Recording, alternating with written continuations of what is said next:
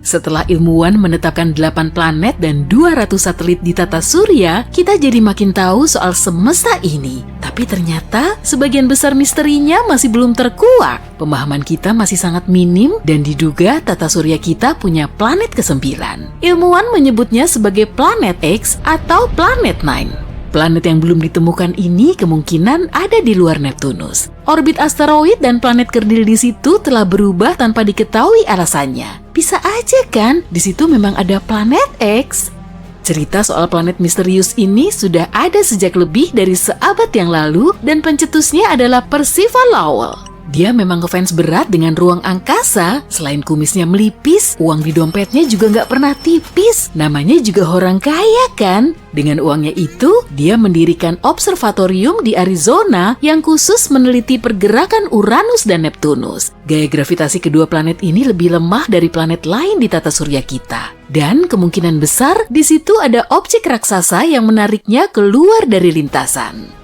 Pada tahun 1906, Lowell mengusulkan teori kalau di luar Neptunus kemungkinan ada planet. Dan planet ini telah menjadi biang kerok atas terjadinya fenomena aneh di area tersebut. Lowell kemudian menamainya sebagai planet X. Lalu pada tahun 1930, Clyde Tombaugh menemukan Pluto di Observatorium Lowell. Pola orbit aneh itu pun akhirnya bisa dicari tahu. Tim Lowell sangat antusias menyambut penemuan ini, tapi euforia mereka nggak bertahan lama. Rupanya ukuran Pluto terlalu kecil dan planet ini nggak cukup ngefek bagi planet lain di sekitarnya. Jaraknya juga terlalu jauh dan lagi-lagi mereka dibikin bingung. Kalaupun memang ada, planet X diperkirakan 10 kali lebih besar dari Bumi dan radiusnya 4 kali lipatnya. Planet ini mengorbit matahari minimal selama 10.000 tahun dan jaraknya dari matahari kurang lebih 200 kalinya bumi, atau 600 satuan astronomi dari pusat tata surya kita. Buat tambahan aja nih, satu satuan astronomi setara dengan jarak dari bumi ke matahari. Kesannya kok jauh banget ya? Padahal sih enggak. Jarak antar objek di ruang angkasa biasanya diukur dalam satuan tahun cahaya. Dan satuan astronomi jauh lebih kecil. Oke, kita ambil contohnya pada objek terjauh yang teramati dari bumi, alias galaksi GNZ11. Sip, galaksi ini berjarak 32 miliar tahun cahaya. Meski begitu, ilmuwan masih bisa mendeteksinya via teleskop. Padahal 1 tahun cahaya aja sama dengan 63.241 satuan astronomi. Kalau teknologi kita bisa mendeteksi galaksi sampai sejauh itu, lalu kenapa para ilmuwan belum bisa mengungkap misteri planet X? Mungkin karena planet ini memang nggak pernah ada.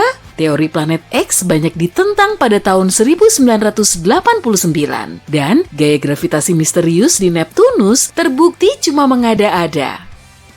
Parahnya lagi, ukuran Neptunus telah salah dikalkulasi. Voyager 2 kemudian terbang ke planet ini untuk menentukan ukuran yang sebenarnya. Foto terbaru yang diambil akhirnya bisa ngejelasin gaya gravitasi misterius itu yang rupanya nggak dipengaruhi oleh planet X. Tapi nggak cukup sampai di situ aja, karena teori planet ke-9 lagi-lagi mengemuka sekitar 10 tahun yang lalu. Meski teori Lowell terbukti salah, keyakinannya soal planet X ini bisa benar. Pada tahun 2015 lalu, astronom Michael Brown dan Konstantin Batygin membuktikan adanya gaya gravitasi misterius di Neptunus. Sejumlah satelit Neptunus mengorbit secara tegak lurus dan fenomena langka ini cuma teramati di area tersebut. Gerakan gugusan asteroidnya juga khas dan pastinya nggak akan mungkin cuma asal gerak. Malahan ada juga loh satelit yang arah geraknya berlawanan dari matahari, nggak seperti kebanyakan objek lain. Ada juga planet kerdil Sedna yang tertarik ke suatu objek bersama 6 planet kerdil lain. Dan semua planet kerdil ini bergerak ke arah yang sama. Brown dan Batygin bukan cuma astronom ecek-ecek, keduanya sangat disegani di bidangnya. Nama Konstantin Batygin sendiri pernah termuat di majalah Forbes sebagai salah satu dari 30 ilmuwan berpengaruh di dunia. Sedangkan Mike Brown telah menggolongkan Pluto sebagai planet katai. Udah jelas lah ya, pendapat mereka pasti sangat kuat dan gak cuma isapan jempol. Tapi keberadaan planet X cuma bisa dibuktikan dengan pencarian yang tentunya sangat sulit dilakukan karena mereka perlu menggunakan metode transit fotometri. Jadi intinya, mereka perlu mengamati sejumlah bintang dalam waktu lama serta mendeteksi cahaya redup yang terpancar. Cahaya yang meredup ini bisa saja disebabkan oleh planet yang menghalangi objek lain. Kalaupun memang begitu, berarti keberadaan planet X juga bisa dibuktikan.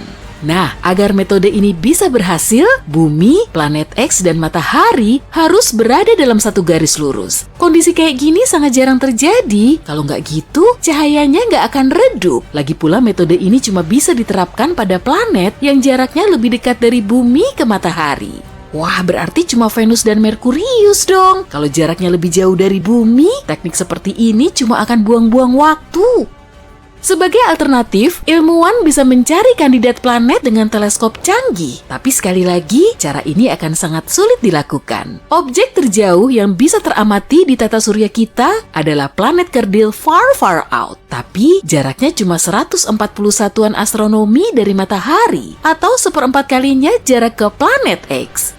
Kita bisa melihat benda karena adanya cahaya. Dan matahari bisa terlihat jelas karena telah memancarkan cahaya kuat, sedangkan bulan cuma memantulkan cahaya matahari, kemudian bisa kita lihat. Sebetulnya cahaya bulan lebih redup dari objek lain di langit malam, pantulan cahayanya kelihatan lebih terang karena posisi bulan lebih dekat dengan bumi. Tapi kalau jaraknya lebih jauh, sudah pasti akan kelihatan lebih redup. Di planet X beda lagi sih, semua objek di tata surya kita terkena cahaya matahari. Karena pantulan cahaya ini kita bisa mendeteksinya, sedangkan planet X sangat jauh dari matahari sehingga sangat sulit dilihat. Cahayanya juga super redup dan kita cuma bisa mengamatinya saat cuaca tertentu dengan teleskop super canggih. Brown dan Betty Jean telah mendirikan teleskop Subaru yang paling top di puncak gunung berapi Dorman di Hawaii. Teleskop besar ini mampu menangkap sinar lemah dari objek langit yang sangat jauh, tapi lokasinya perlu dicari tahu dulu. Sebelum mereka benar-benar tahu lokasi planet X ini, semua prosesnya akan sulit terrealisasikan. Selain itu, planet X ini terlihat paling cerah cuma selama 3 malam setiap tahun. Proses pencariannya memang nggak mustahil, tapi sangat sulit dilakukan. Malahan, kebanyakan astronom udah nyerah. Mereka menganggap planet X nggak pernah ada, dan akhirnya menyimpulkan kalau itu cuma mitos. Menurut teori terpopuler, gaya gravitasi misterius itu disebabkan oleh lubang hitam kecil. Lubang hitam ini bisa menarik planet ke dalam, tapi nggak apa-apa, ukurannya cuma kecil kok. Dan nggak bisa tiba-tiba nyedot planet ke dalamnya. Jadi, bumi kita masih aman seenggaknya sampai sekarang. Teori lubang hitam juga punya kelemahan karena objek ini sangat sulit dilacak. Dan meskipun masanya sebesar planet X, pusat lubangnya akan mengecil sampai seukuran jeruk. Jadi percuma aja pakai teleskop. Untuk mendeteksi lubang hitam, kita perlu nyari sinar gamma yang terpancar oleh objek yang jatuh ke dalamnya. Atau bisa juga dengan mengirim ratusan pesawat ruang angkasa mini. Pesawat ini nantinya akan mendekati lubang tersebut dan saat pesawatnya tertarik masuk, kemungkinan kita juga akan bisa mendeteksinya. Tapi sebaiknya jangan menitik beratkan pada teori Brown dan Betty Jean karena teori ini baru saja didokumentasikan oleh NASA. Dan sebelum ada bukti kuatnya, mari kita berasumsi kalau planet X mungkin saja memang ada. Kita sudah menemukan Kepler-22b, eksoplanet kecil di rasi bintang Cygnus. Emang kelihatannya nggak penting, tapi sebenarnya penting. Ini adalah planet pertama yang berada di zona Laik Huni yang ditemukan teleskop Kepler. Berarti mungkin ada air di planet ini. Kalau ada air, mungkin ada kehidupan. Kepler-22b bisa jadi rumah baru kita, jadi perhatikan baik-baik. Menemukan planet baru itu nggak gampang sama sekali loh. Nggak semuanya bisa dilihat lewat teleskop yang super keren, bahkan yang secanggih Hubble sekalipun. Kadang bintangnya kecil dan redup banget sampai susah ditemukan di peta. Seperti Kepler-22, saintis sampai harus menggunakan metode khusus. Pertama-tama mereka mengambil banyak foto bintang itu dalam beberapa periode waktu, lalu mereka mengamatinya dan berpikir, bintang ini punya bintik gelap nggak ya? Kalau ada, mungkin aja itu planet. Foto-foto itu sebenarnya membantu menemukan hal yang penting banget. Misalnya, pertama planet ini ada, kedua, ukuran, radius, dan jarak pada bintangnya. Terakhir, apa kita bisa hidup di sana? Sekarang kita tahu Kepler-22b mirip banget sama planet kita dan kemungkinan bisa jadi bumi kedua. Jaraknya juga deket banget, cuma 635 tahun cahaya. Kira-kira 4,8 kuadriliun kilometer, tapi Kepler-22b salah satu opsi terdekat. Kepler-22, bintang Kepler-22b adalah katai kuning, mirip banget sama matahari kita, ukurannya sama, radiusnya sama, bahkan umurnya hampir sama, 4 miliar tahun. Yang beda cuma terangnya, bintang ini lebih redup kira-kira 20% dari matahari, jadi meski udah berusaha sekeras apapun, bintang ini nggak akan kelihatan malam-malam. Ukuran planet Kepler-22b sekitar 2,4 kalinya ukuran bumi. Dari segi ukuran lumayan, radius lebih besar berarti kemungkinan adanya air dan ruang untuk hidup lebih besar juga. Meskipun pergi dari satu kota ke kota lain jadi jauh, capek banget kan ngebayangin naik pesawat selama 3 hari? Kita nggak tahu berapa tepatnya masa planet ini, tapi menurut saintis sih lebih berat dari masa bumi. Sebenarnya, masa Kepler-22b bisa mencapai 36 kalinya masa planet kita. Artinya, gravitasinya luar biasa besar. Kalau planet ini 36 kali lebih berat dari bumi, gravitasinya sekitar 6 kali lebih kuat. Ngangkat 9 kilo kentang aja udah susah, apalagi 54 kilo. Ditambah lagi badan kamu bakal jauh lebih berat di sana. Jalan aja butuh otot yang besar, kamu harus jadi atlet binaraga cuma untuk berangkat kerja. Masalahnya, dengan gravitasi sebesar itu, tumbuhan bakal susah tumbuh di sana. Mereka butuh sedikit kebebasan untuk tumbuh dari tanah.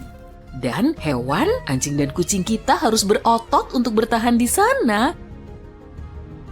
Tapi kalau planet ini udah punya hewan atau penghuni lain, kita udah punya gambaran seperti apa wujudnya. Mereka mungkin punya banyak kaki supaya gerak menjadi gampang, nggak tinggi tapi besar banget dan super kuat. Laba-laba raksasa berotot mungkin lebih seram.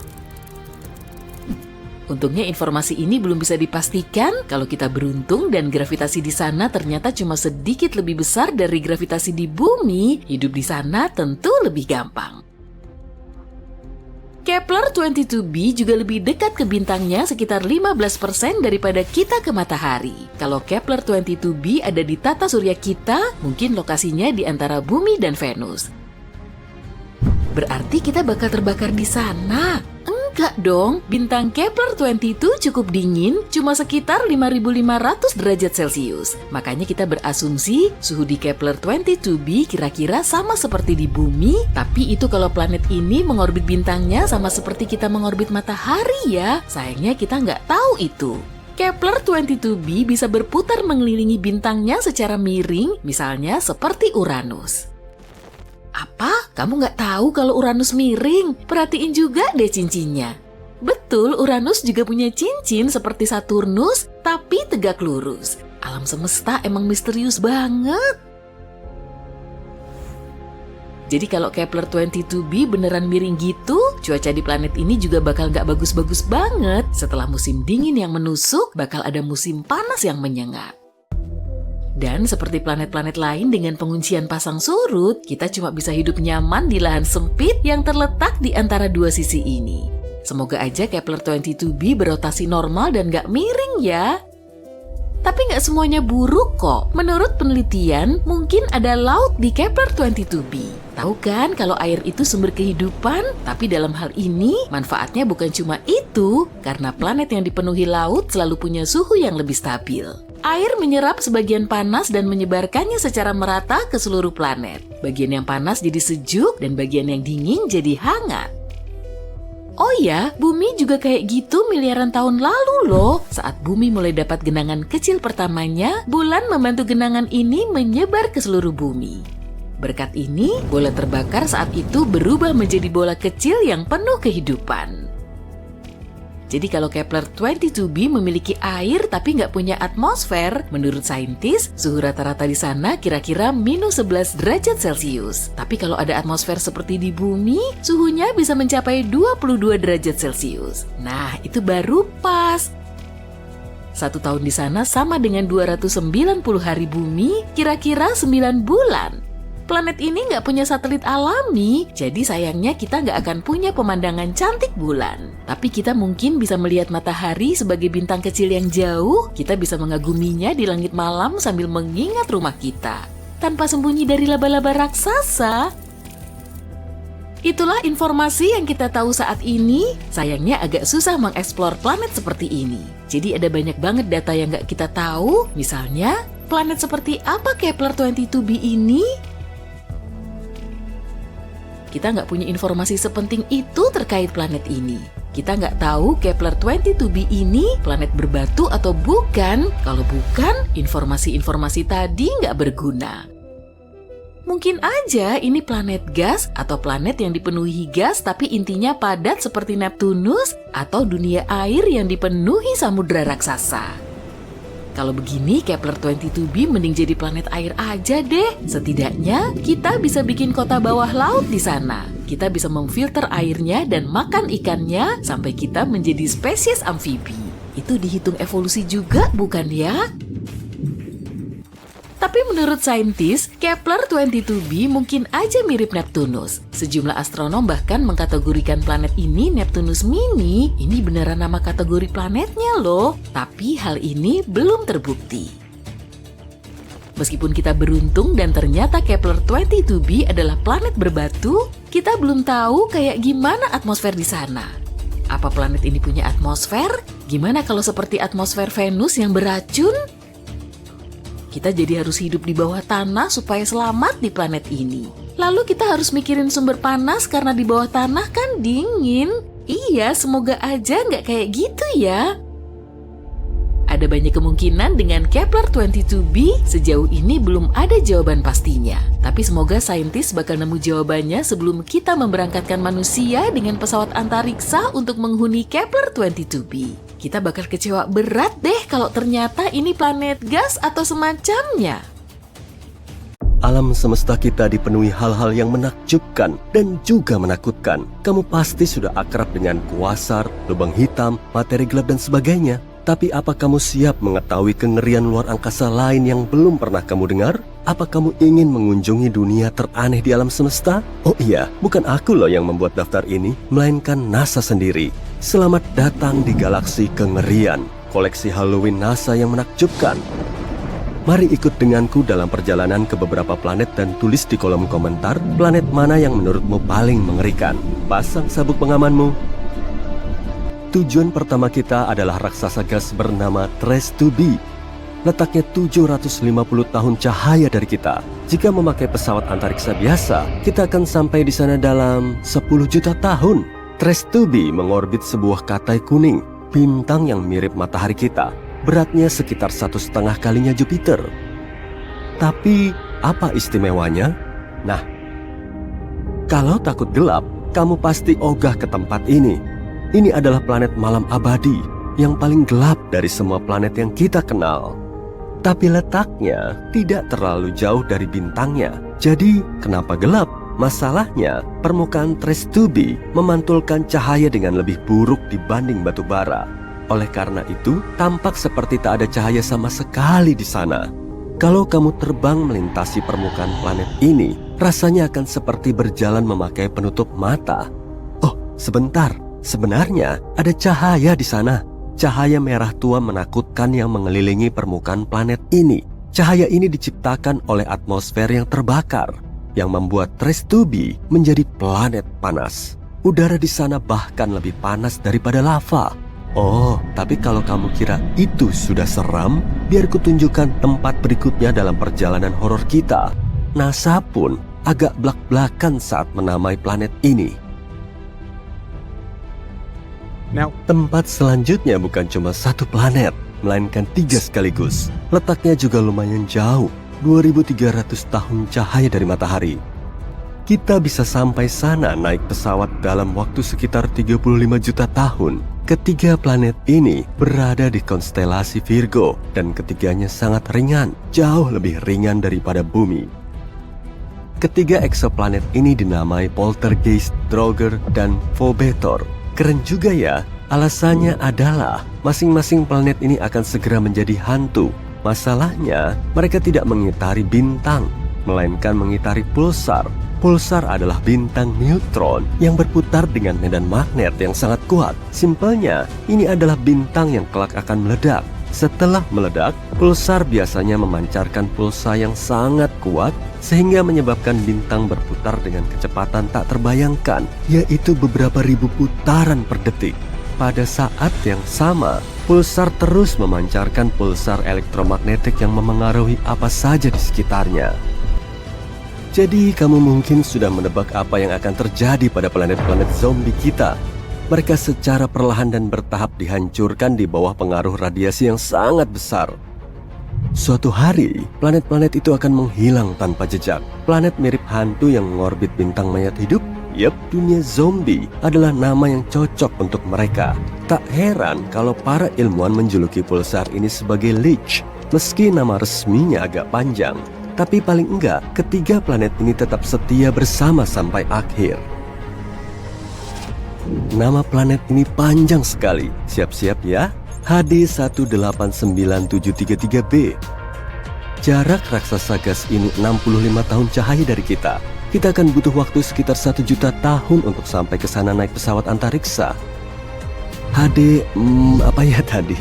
Planet ini sedikit lebih besar dari Jupiter dan mengorbit bintangnya, sebuah katai oranye, sendirian. Sepintas, planet ini mungkin tampak ramah, warna birunya indah dan beberapa lingkaran di permukaannya. Agak mirip langit musim panas atau busa di atas ombak laut, kan? Hoho, penampilan emang bisa menipu ya. Planet ini punya warna biru kobalt yang cantik karena atmosfernya yang berkabut dan terbakar. Atmosfer ini mengandung silikat yang mengembun saat dipanaskan. Dengan kata lain, awan di planet ini menurunkan hujan yang terbuat dari kaca. Ya, di sini hujan pecahan kaca panas. Oh, dan kalau belum cukup, ada angin kencang di permukaannya yang bergerak dengan kecepatan 8.690 km per jam. Sebagai perbandingan, angin tercepat di bumi punya kecepatan 408 km per jam, sekitar 20 kali lebih lemah. Dan oleh karena itu, ratusan ribu pecahan kaca meluncur secara horizontal melintasi permukaan planet ini dengan kecepatan yang sangat tinggi. Buat kalian yang mau mendarat di sini, silakan turun dulu. Oh iya, hujan aneh di sini bukan satu-satunya di alam semesta kita. Misalnya, ada hujan besi cair di planet Timidium. Atau apa yang disebut planet karbon. Keberadaannya belum terbukti, tapi jika memang ada, akan ada bertonton awan hitam beracun. Dan akan turun hujan bensin murni serta aspal cair panas di sana. Oh, selain itu, tetesan air hujan ini akan meledak saat menyentuh permukaan. Lanjut aja ya. Nah, planet berikutnya amat sangat aneh nih. Bukan cuma berputar di sekitar bintangnya, planet ini hidup di dalam bintangnya. Keajaiban kosmik ini dinamai KOI 55b atau Kepler 70b. Planet ini sangat jauh dari kita, yaitu 4.000 tahun cahaya. Akan butuh waktu 70 juta tahun naik pesawat antariksa untuk ke sana. Masanya 2 kali lebih ringan dari bumi dan berputar penuh di sekitar bintangnya hanya dalam beberapa jam. Dahulu kala, ini adalah planet mirip bumi biasa seukuran Jupiter yang dengan damai dan tenang mengorbit bintang katai merahnya, KOI 55. Tapi semuanya berubah sekitar 700 juta tahun lalu. Mungkin kamu pernah mendengar bahwa dalam beberapa miliar tahun, matahari kita akan mulai mengembang menjadi bintang besar, menyerap segala sesuatu yang dilaluinya. Nah, beginilah nasib katai merah. Cepat atau lambat, besarnya bertambah, berubah menjadi raksasa biru yang sangat panas. Hal yang sama terjadi pada KOI 55. Bintang ini mulai bertambah besar dan memanas. Secara bertahap berubah menjadi raksasa biru putih. Bintang ini siap untuk melahap planet-planet terdekatnya. Tapi KOI 55b tidak peduli. Saat bintang itu mencapainya, planet ini hanya menetap di dalamnya. Dan bukan cuma itu, selang beberapa saat, dia meninggalkan bintangnya, kembali ke orbit baru. Mustahil banget kan? Kehidupan di dalam bintangnya mengubah KOI 55b menjadi batu bundar yang sangat panas. Ini adalah salah satu planet terpanas yang kita temukan sejauh ini. Suhu di sana mencapai 6.650 derajat Celcius. lebih panas daripada matahari yang, kalau boleh kuingatkan, merupakan bintang sebenarnya. Dan entah kenapa, planet itu masih hidup seolah tidak terjadi apa-apa. Sayangnya, cepat atau lambat, planet ini akan hilang juga.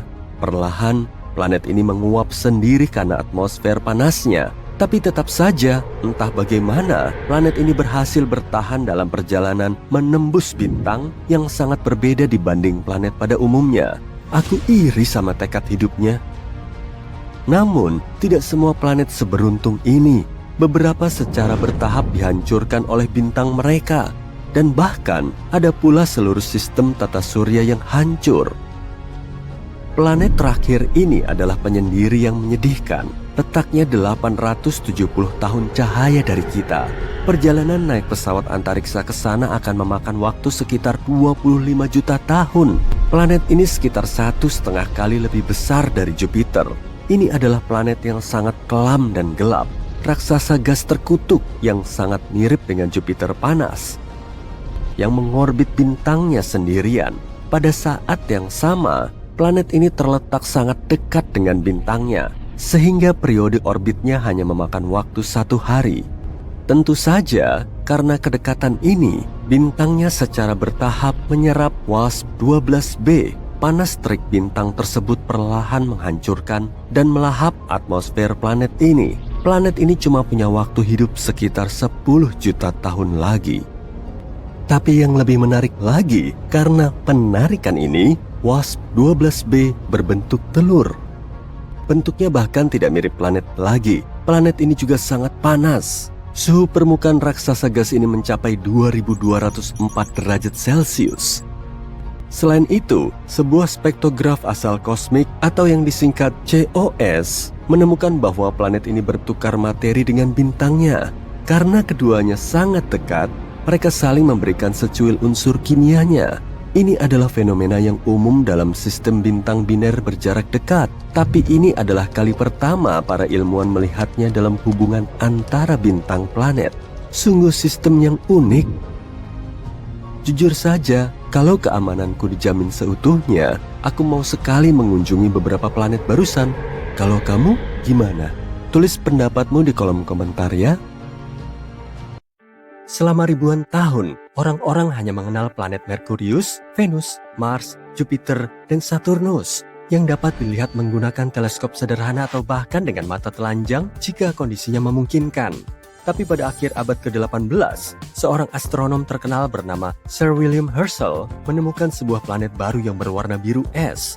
Awalnya mereka mengira itu adalah bintang, tapi kemudian menyadari itu sebuah planet. Sekarang kita mengenalnya sebagai Uranus, sebuah planet yang jaraknya lebih dari 19 kali lipat jarak bumi ke matahari. Saking jauhnya, Uranus butuh waktu 84 tahun untuk menyelesaikan 1 kali putaran mengelilingi matahari. Selain itu, astronom ini juga menemukan banyak hal menarik lainnya di luar angkasa, seperti bintang ganda dan nebula. Pada pertengahan tahun 1800-an, para ilmuwan melihat ada sesuatu yang menarik Uranus dan menggeser orbitnya. Mereka mengira ada planet lain di luar sana dan menggunakan matematika untuk memprediksi lokasi planet itu. Akhirnya, pada tahun 1846, mereka menemukan Neptunus menggunakan teleskop. Planet ini terlalu redup untuk dilihat dengan mata telanjang karena jaraknya sangat jauh dari matahari. Sungguh menarik, entah berapa banyak planet lain yang mungkin ada di luar sana bersembunyi di kegelapan tata surya kita. Pada pertengahan tahun 1800-an, para astronom melihat ada sesuatu yang tidak biasa di langit. Sebuah planet kecil berbatu bernama Merkurius berperilaku aneh. Planet ini tidak mengikuti orbit yang seharusnya. Salah satu astronom tersebut adalah seorang ilmuwan Prancis yang cerdas, bernama Urbain Le Verrier. Dia mengemukakan teori bahwa mungkin ada planet lain di tata surya kita yang belum ditemukan. Planet ini berada di antara Merkurius dan Matahari. Planet hipotetis ini, yang ia beri nama Vulkan dari nama dewa api Romawi, memiliki permukaan yang sangat panas. Dan ini bisa berpotensi menjelaskan perilaku aneh Merkurius. Dia memang tidak sepenuhnya yakin Vulkan adalah satu-satunya objek yang mengganggu orbit Merkurius. Tapi, karena antusias dengan kemungkinan ditemukannya planet baru, para astronom di seluruh dunia pun menyukai ide keberadaan Vulkan. Untuk sebuah planet yang belum ditemukan, banyak orang bertekad untuk mengembangkan ide dan mencari informasi tentangnya. Sebagian ilmuwan mengira tidak mungkin mereka melewatkan planet lain sebesar Merkurius. Rasanya sulit untuk tidak melihatnya. Tapi, ada kemungkinan planet yang lebih kecil berada di dalam orbit Merkurius yang jaraknya sangat dekat dengan matahari, sehingga tidak ada yang bisa melihatnya. Salah satu teori mengatakan jaraknya sekitar 21 juta kilometer dari matahari. Merkurius adalah planet dengan orbit paling eksentrik di tata surya kita, tapi titik terdekatnya ke matahari sekitar 46 juta kilometer. Artinya, vulkan berada kurang dari setengah jarak tersebut. Teori ini kemudian mengatakan jika vulkan ada, planet itu akan mengorbit matahari setiap 19 hari 18 jam dan jalurnya miring sekitar 12 derajat relatif terhadap jalur planet-planet lain di tata surya kita. Posisi terjauh vulkan dari matahari masih terlalu dekat untuk bisa dilihat dengan mata telanjang, bahkan saat senja. Satu-satunya kesempatan untuk melihat vulkan adalah saat gerhana matahari atau saat ia melintas di depan matahari, yang menurut teori terjadi 2-4 kali dalam setahun. Mereka memiliki teori bahwa planet misterius ini berada sangat dekat dengan matahari, sehingga hanya bisa dilihat saat gerhana matahari total ketika bulan menghalangi cahaya matahari yang menyilaukan. Jadi, setiap kali terjadi gerhana, para ilmuwan mengamati matahari dengan harapan bisa melihat vulkan. Mereka berusaha keras, tapi tetap saja tidak bisa menemukan planet misterius ini. Beberapa astronom mengaku melihatnya saat gerhana, tapi tidak ada yang bisa memastikan atau menemukan buktinya. Teori tentang vulkan pun dilupakan untuk sementara. Einstein punya pemikiran berbeda. Kamu tahu tentang teori relativitas umumnya kan? Disitulah ia menyatakan bahwa gravitasi bukanlah suatu kekuatan alamiah, tapi hasil dari melengkungnya ruang waktu karena kehadiran objek-objek luar angkasa raksasa, seperti planet dan bintang. Planet-planet mengitari matahari pada orbit yang tetap karena ruang waktu melengkung, yang berarti planet-planet itu seperti jatuh ke arah bintang pusat tata surya kita. Dan Einstein coba menjelaskan orbit Merkurius yang tidak biasa ini menggunakan teori relativitasnya. Tidak seperti planet-planet lain di tata surya kita, orbit Merkurius tidak melingkar. Orbit Merkurius tampak sedikit bergelombang, seolah-olah ada kekuatan tak terlihat yang menariknya. Einstein mengatakan hal ini mungkin terjadi karena gravitasi matahari yang sangat besar membuat struktur ruang waktu di sekelilingnya melengkung. Menurutnya, ada kemungkinan ini sedikit mengubah orbit Merkurius. Butuh waktu cukup lama bagi komunitas ilmiah untuk menguji teori ini. Dan pada akhirnya, teori ini nampaknya merupakan penjelasan yang paling masuk akal. Meskipun teori Einstein memberi penjelasan yang lebih elegan terkait orbit Merkurius yang aneh, sebagian ilmuwan masih menaruh harapan pada vulkan. Sangat sulit untuk melepas ide keberadaan vulkan, karena Merkurius juga planet yang sangat sulit dilihat dari bumi. Tapi kemudian, semakin banyak ilmuwan yang mulai menerima teori Einstein melebihi imajinasi mereka. Dan mereka pun mengamati gerhana matahari total, khususnya untuk menguji teori relativitas Einstein, bukan karena vulkan. Vulkan bukan satu-satunya planet hipotetis yang banyak dibicarakan. Di era yang lebih modern, beberapa percaya kemungkinan adanya planet misterius yang bersembunyi di bagian luar tata surya kita. Tapi yang satu ini lebih mungkin. Memang belum ada yang melihatnya secara langsung. Tapi simulasi komputer menunjukkan bahwa planet 9 atau planet X ini mungkin ada di suatu tempat lebih jauh dari Neptunus. Neptunus dan planet X bisa jadi berukuran sama. Planet X mungkin 10 kali lebih masif daripada bumi dan mengitari matahari dalam orbit lonjong yang jaraknya sekitar 20 kali lebih jauh dari matahari daripada Neptunus. 1 tahun di sana bisa berlangsung antara 10.000 hingga 20.000 tahun bumi. Sebagai perbandingan, 1 tahun di Neptunus berlangsung selama 165 tahun bumi. Objek sebesar ini yang bergerak di luar Neptunus bisa menjelaskan orbit yang tidak biasa dari objek-objek kecil di sabuk Kuiper. Sabuk Kuiper adalah area di tata surya kita yang berada di luar Neptunus dan orbitnya. Dan kemungkinan besar ada banyak asteroid, komet, serta benda-benda kecil lainnya di sana yang sebagian besar tersusun dari es. Ada planet hipotetis lain yang bernama Nibiru. Masih ingat rumor soal kiamat pada tahun 2012? Salah satu skenario yang populer adalah Nibiru akan menabrak planet tempat tinggal kita di akhir tahun itu. Tentu saja itu tidak terjadi. Kita masih baik-baik saja, tapi ide soal Nibiru tampak menarik. Ceritanya dimulai pada tahun 1970-an, ketika seorang pria bernama Zecharia Sitchin menyebut Nibiru dalam bukunya The 12th Planet. dan menyatakan planet ini mengelilingi matahari setiap 3.600 tahun. Tapi, sebuah planet dengan orbit eksentrik seperti itu mustahil tidak mengganggu planet-planet lain di tata surya kita dengan gravitasinya. Dan jika Nibiru benar-benar mendekati bumi pada tahun 2012, kita seharusnya bisa melihatnya dengan mata telanjang. Beberapa perhitungan sederhana menunjukkan Nibiru seharusnya hampir seterang Mars pada saat paling redup dan lebih terang dari bintang yang paling redup yang bisa dilihat dari perkotaan.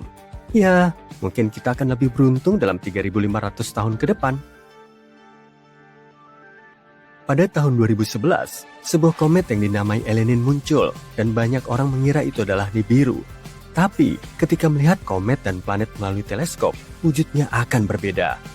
Komet memiliki koma, yaitu atmosfer gas, serta memiliki ekor, sesuatu yang tidak dimiliki planet. Selain itu, komet ini tidak menabrak bumi.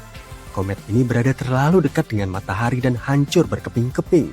Sisa-sisa komet ini akan terus bergerak menuju bagian luar tata surya selama 12.000 tahun ke depan.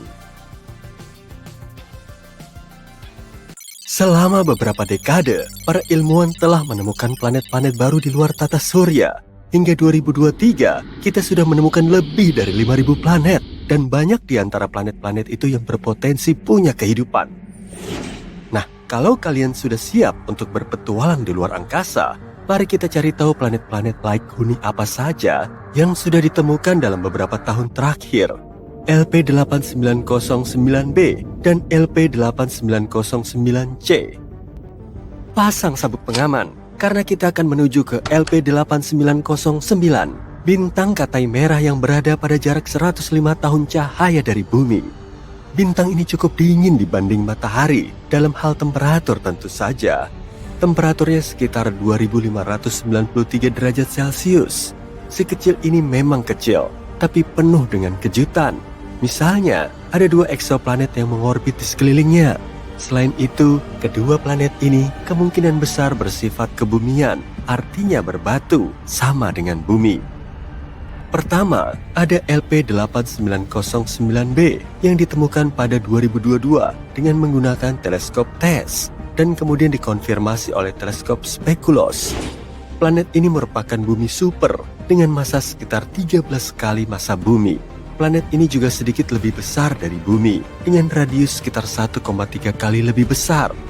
Dan kalau kalian mengira orbit Merkurius mengelilingi matahari itu cepat, tunggu saja sampai kalian mendengar tentang LP8909b. Diperlukan waktu sekitar 3 hari untuk menyelesaikan satu putaran mengelilingi bintangnya. Bayangkan kalian tertidur di musim dingin yang membekukan dan terbangun di musim panas yang terik.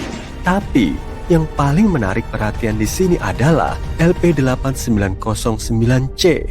Planet yang satu ini ditemukan oleh teleskop Speculos. Planet ini berada sedikit lebih jauh dari bintang dan membutuhkan waktu 2,5 kali lebih lama untuk mengorbit dibanding LP8909b.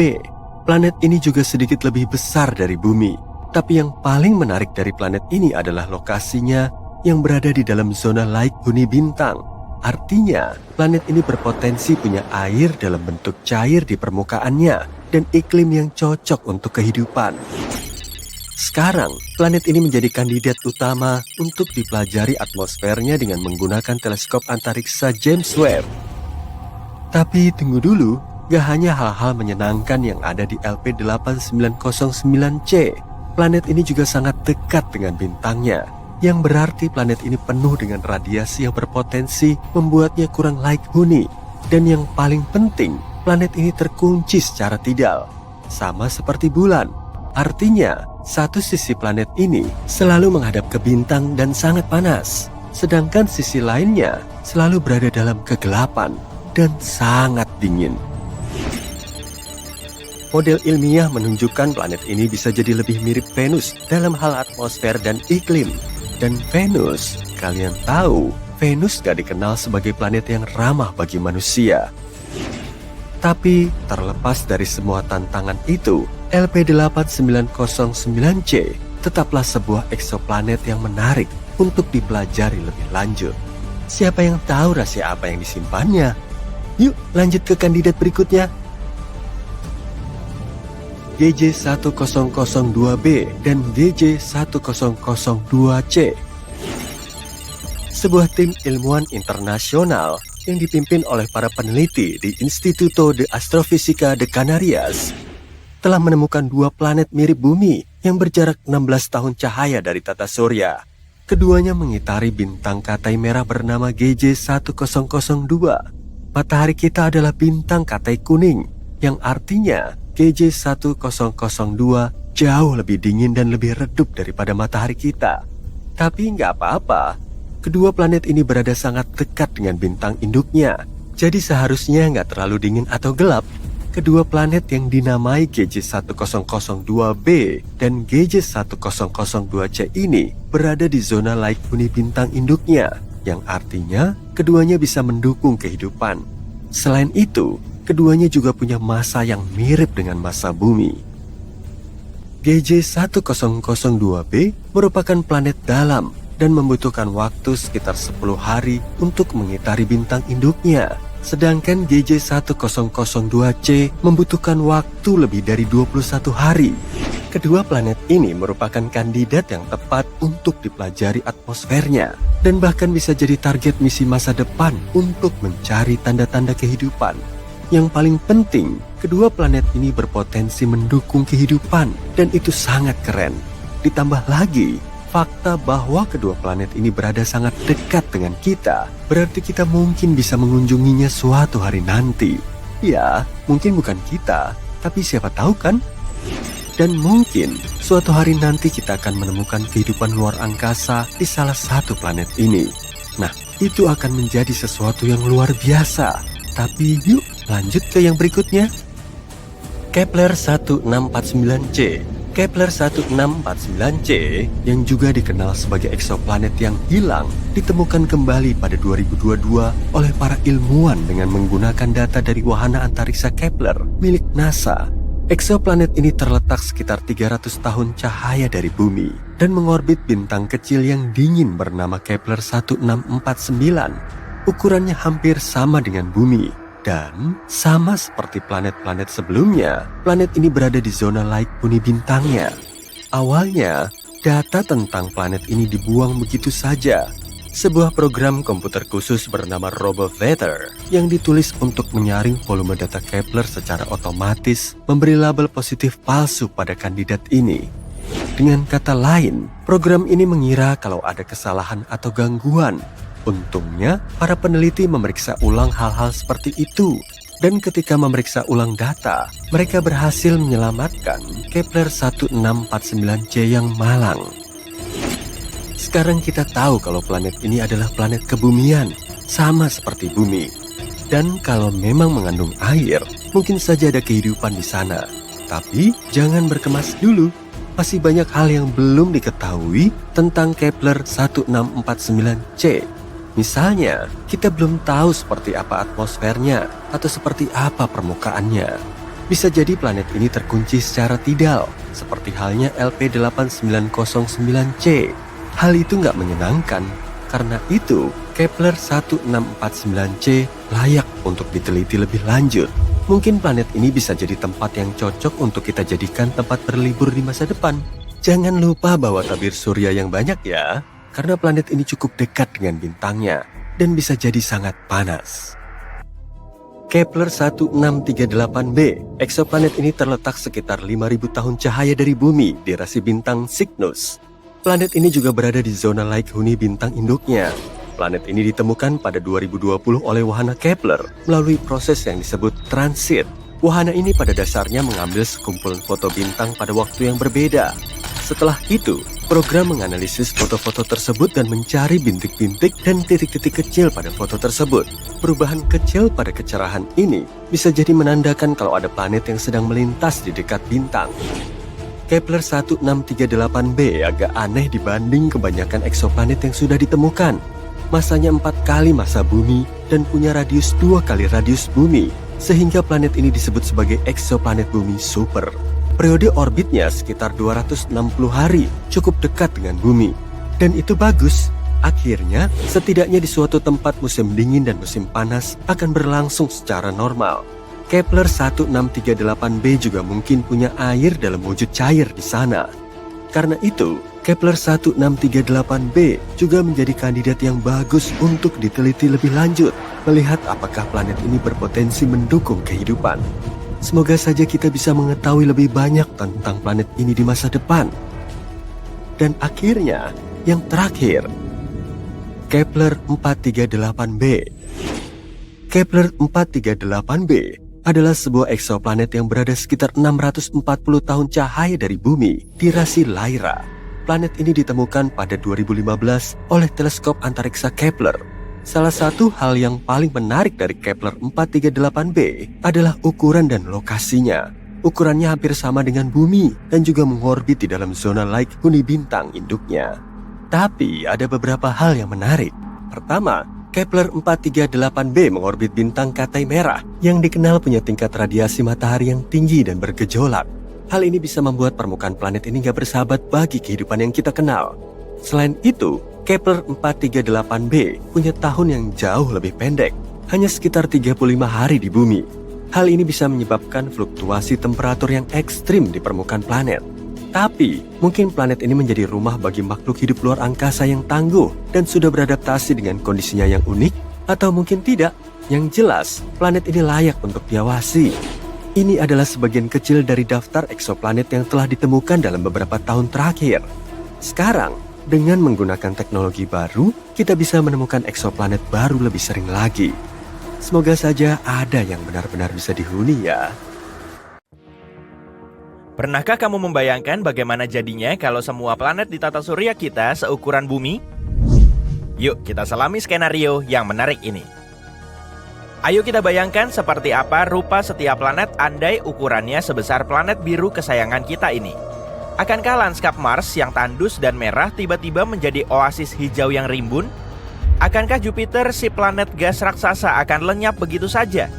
Dan bagaimanakah dampaknya terhadap tata surya kita secara keseluruhan?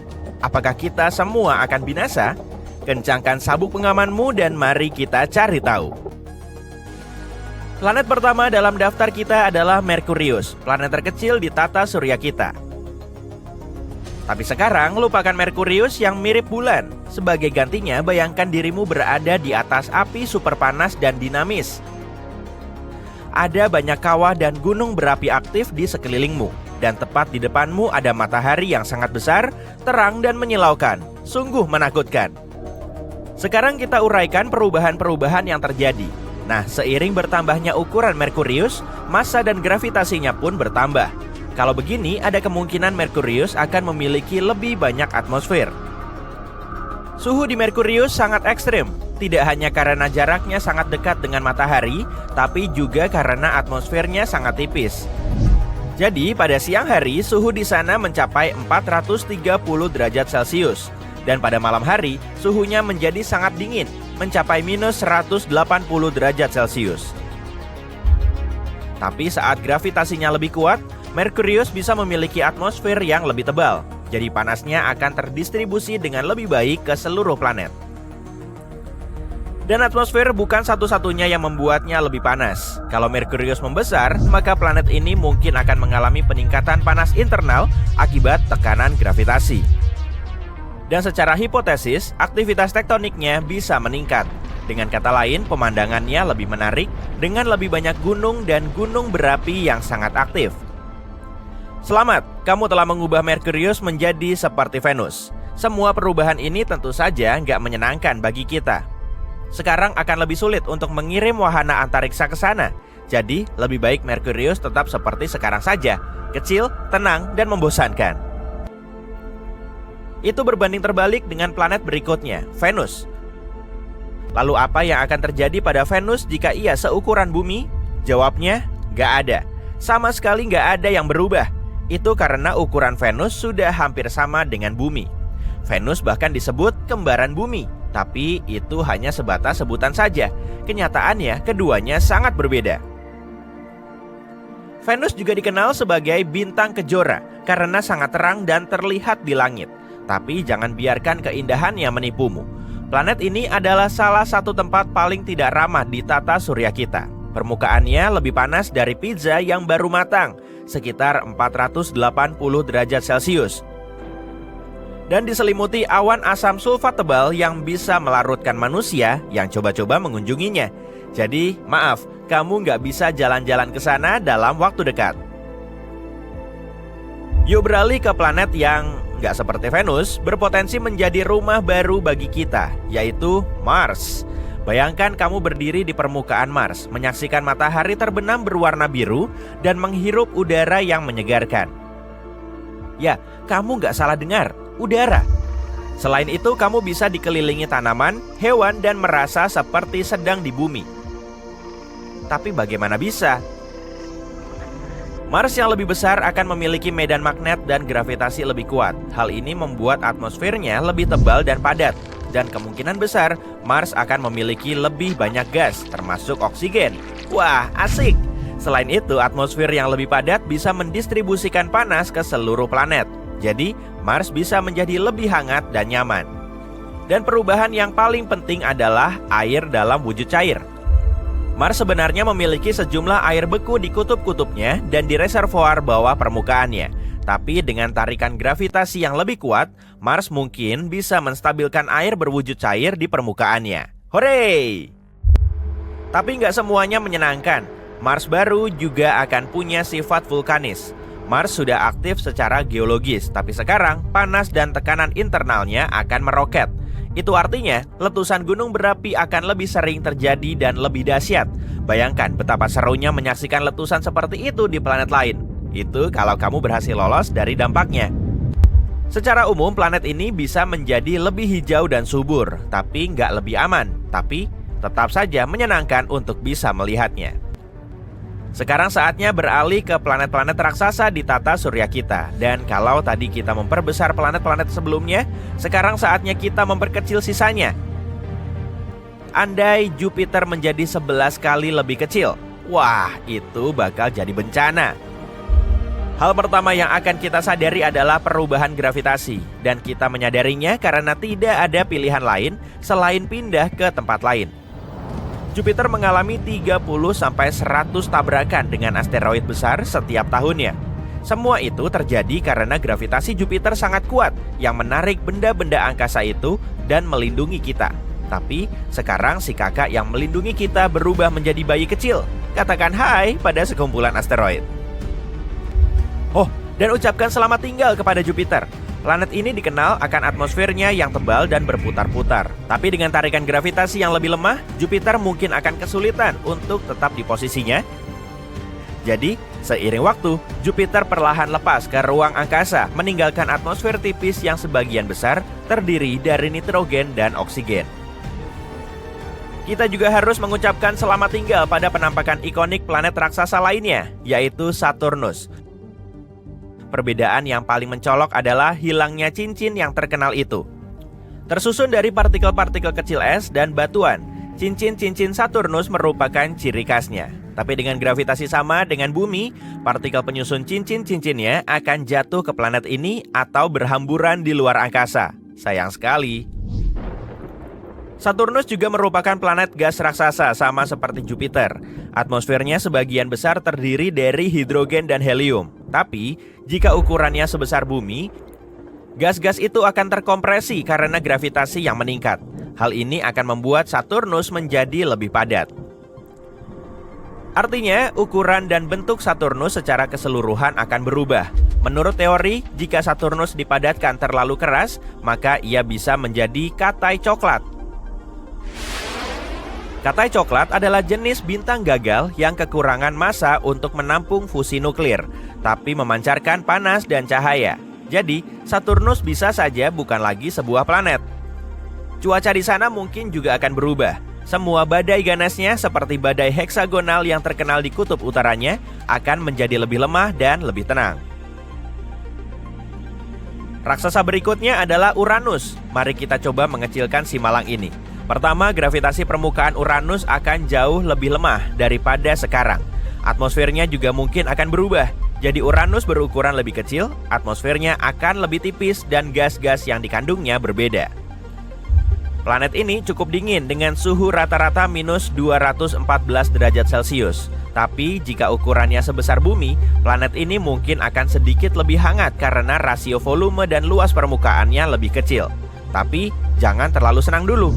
Planet ini akan tetap jauh lebih dingin daripada tempat terdingin di bumi.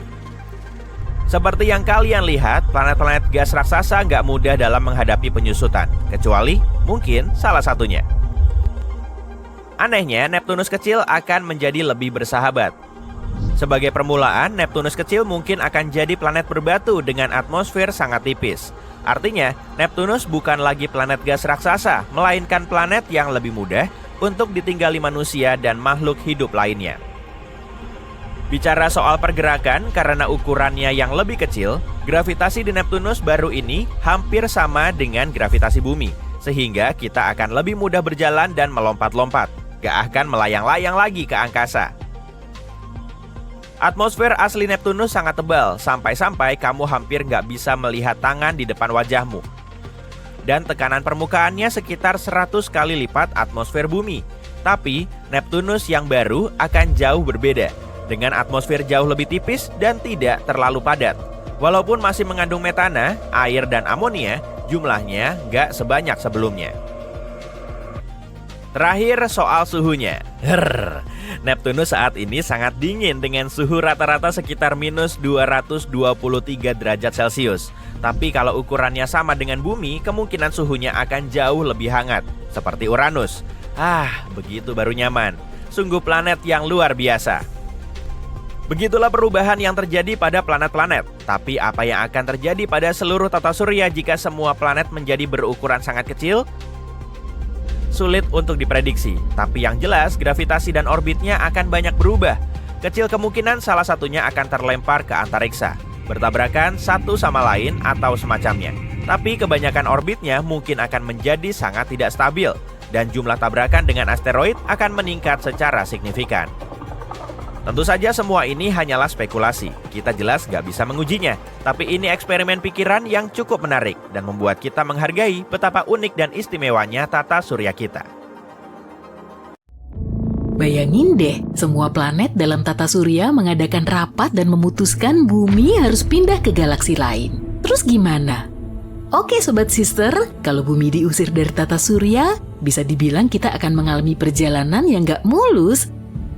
Seperti yang kita tahu, tiap planet menempati orbitnya sendiri yang terhubung dengan matahari, menjamin tata surya kita berjalan sempurna.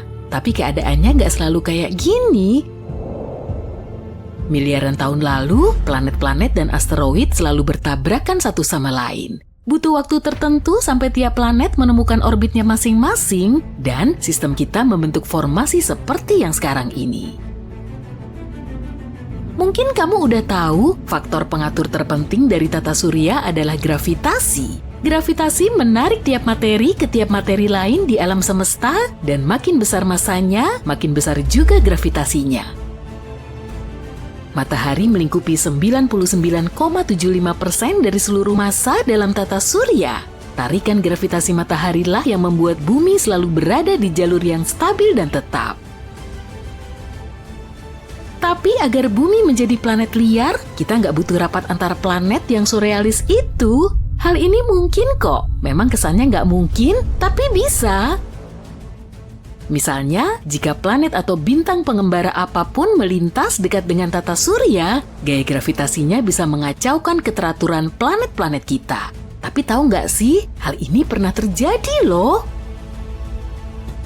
Sekitar 70.000 tahun lalu, sebuah bintang katai merah melintasi awan Oort dan mengacaukan semuanya. Awan Oort adalah lingkaran luar puing-puing ruang angkasa yang terletak di tepian sistem tata surya kita. Letaknya jauh di luar Pluto dan sabuk Kuiper dan mengitari matahari dalam orbit bola raksasa. Selain ke-8 planet dan sabuk Kuiper, ada sabuk asteroid lain antara planet Mars dan Jupiter. Sekarang, para ilmuwan menanti katai merah lain yang akan melintas di dekat tata surya kita. Tepatnya sebuah bintang oranye dari rasi Serpens-Skoda. Para astronom mengira bintang ini akan lewat di dekat matahari sekitar 1,29 juta tahun lagi dalam jarak sekitar 160 miliar kilometer. Masa bintang ini 60%-nya masa matahari, ini cukup untuk menimbulkan gangguan besar dalam sistem kita. Begitu bintang itu memasuki sistem, kita akan bisa melihatnya di langit malam tanpa alat bantu. Kayak melihat sebuah titik keoranyean kecil di langit. Selama berbulan-bulan, ukuran bintang ini akan makin membesar sampai kita bisa melihatnya di siang hari. Pada titik tertentu, ukurannya akan jadi begitu besar sampai kita nggak bisa menatapnya secara langsung. Sama seperti kata orang yang melarang kita menatap langsung matahari, tapi toh kita tetap melakukannya kan? Saat itu, langit malam akan dipenuhi sinar merah yang menakutkan. Dan setelah beberapa bulan, bintang oranye itu akan mulai menyusut lagi menjadi lebih kecil dibanding matahari. Tapi tunggu, matahari juga jadi lebih kecil? Iya, betul. Lewatnya Gliese 170 bikin bumi keluar dari orbitnya dan gaya gravitasinya menarik kita dari keselarasan alam kita. Sekarang bumi akan berkeliaran di tata surya sampai menuju luar angkasa. Jadi bakal gimana planet kita kalau kejadiannya memang begini? Pertama, bumi akan meninggalkan area yang disebut zona Goldilocks atau zona layak huni. Ini adalah bagian tata surya yang agak sempit di mana manusia bisa bertahan. Apa rahasia kesuksesannya? Air dalam keadaan cair. Para astronom juga telah menemukan bahwa Merkurius juga mengandung air, tapi cuma di kutub utara dan selatannya saja, tempat yang nggak pernah dicapai oleh cahaya. Pluto, planet katai di ujung tata surya kita, 30%-nya terdiri dari air, tapi sebagian besarnya tersembunyi di bawah lapisan es tebal. Kalau benar-benar meninggalkan orbitnya yang istimewa itu, bumi akan bergerak di seluruh galaksi dengan kecepatan orbit 108.000 km per jam. Itu 1000 kali lebih cepat dari larinya Cheetah. Kenceng banget ya. Jadi dalam waktu kurang lebih sebulan, umat manusia akan melihat raksasa merah Mars di Cakrawala. Sampai saat itu, kita akan memperoleh 40% dari sinar matahari yang dulu kita miliki. Kalau ada yang mau memulai peradaban baru, ini akan jadi momen sempurna.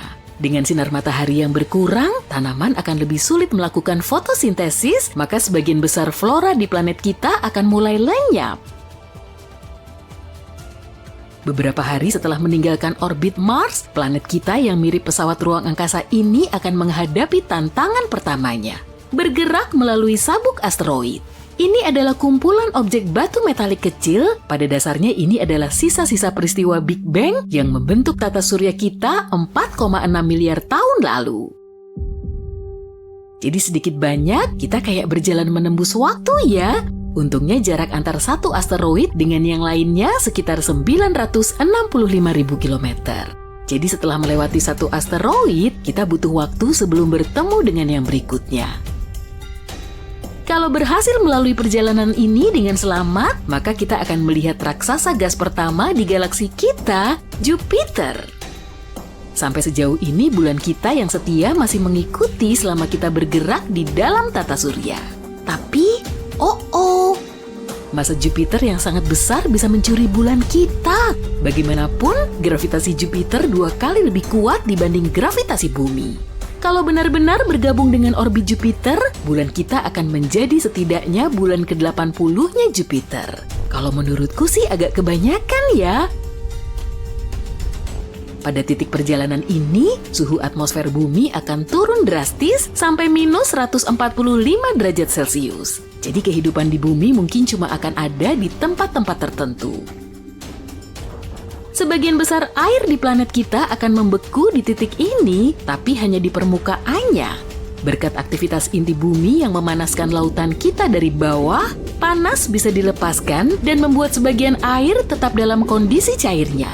Sebenarnya, inti bumi akan tetap aktif selama miliaran tahun setelah bumi meninggalkan orbitnya. Dalam kasus ini, mikroba yang hidup di dekat lubang-lubang hidrotermal akan berkembang. Tapi mungkin juga ada sedikit kehidupan di dekat panas yang tersedia oleh lubang-lubang termal di atas permukaan bumi, seperti di Taman Yellowstone. Opsi bagus bagi umat manusia adalah membangun kota-kota jauh di bawah tanah. Ini akan menjadi cara terbaik jika kita ingin kehidupan manusia tetap bertahan di planet bumi. 10 tahun setelah keluar dari orbit, kita akan memasuki perjalanan antar bintang. Kita akan berada di posisi 4,5 miliar kilometer dari matahari. Tata surya kita akan tinggal kenangan. Jika di titik itu kamu masih tinggal di bumi, kemungkinan kamu akan hidup berdampingan dengan kemajuan teknologi pesat. Manusia bisa membangun seluruh kota bawah tanah dengan energi panas bumi, bahkan mungkin kita akan menemukan cara mengubah es menjadi sistem bahan bakar berkelanjutan yang melimpah. Es juga akan menjadi sumber utama air, dan sampai saat itu proses transformasinya nggak akan begitu mahal. Berbagai tanaman bawah tanah juga akan berkembang, tapi sebagian tanaman akan lebih subur dibanding tanaman lain. Lumut, jamur, dan ganggang adalah alternatif yang bagus karena jauh lebih mudah dibudidayakan dan ditanam dalam jumlah besar. Ini artinya, sebagian besar menu makanan kita akan berbasis tanaman karena kemungkinan akan sulit memelihara hewan gembalaan di bawah tanah. Umat manusia akan bisa bertahan hidup selama ribuan tahun dengan cara ini. Jika bumi kebetulan melewati bintang yang memiliki planet layak huni, kita bahkan bisa mencoba membangun rumah di planet lain. Penerbangan ruang angkasa akan menjadi lebih mudah tanpa halangan atmosfer. Jadi iya, ide menjelajah planet lain kelihatannya nggak akan terlalu aneh dalam kasus ini. Satu-satunya hal yang kita harap tidak terjadi adalah bumi menuju lubang hitam. Kalau itu terjadi, sebut aja kita semua akan berubah menjadi spaghetti. Nggak beneran gitu sih, tapi kita akan mengalami proses yang disebut spaghettifikasi. Dalam hal ini, planet bumi dan semua yang masih hidup di atasnya akan terregang secara vertikal sampai pada titik, menghilang. Tapi itu bahasan untuk video lain ya. Untungnya, meski semua ini bisa saja benar, kita nggak bakal serta-merta mengalaminya. Berkat kemajuan ilmiah dan teknologi, kita akan mampu memprediksi jika sebuah bintang akan terlalu dekat melewati planet kita. Dan meski nggak bisa menghentikan sebuah bintang, hampir dipastikan kita bisa membuat persiapan. Jadi siapa tahu, mungkin generasi mendatang akan menonton video ini dan terkejut dengan betapa persisnya perhitungan kita tentang masa depan.